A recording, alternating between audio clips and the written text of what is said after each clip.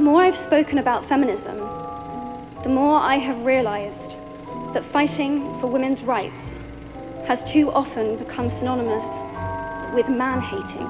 If there is one thing I know for certain, it is that this has to stop. I would like to thank all of those who went before in creating our current policies.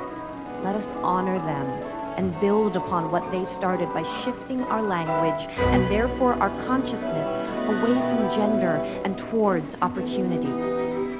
The shameful comments about our bodies, the disrespect of our ambitions and intellect, the belief that you can do anything you want to a woman, it is cruel. Every woman has a right, not only to independence and security, but to live her life to the full and to express herself to the full, including through art and ideas, as well as politics. And that right is denied so often to women because it is so powerful.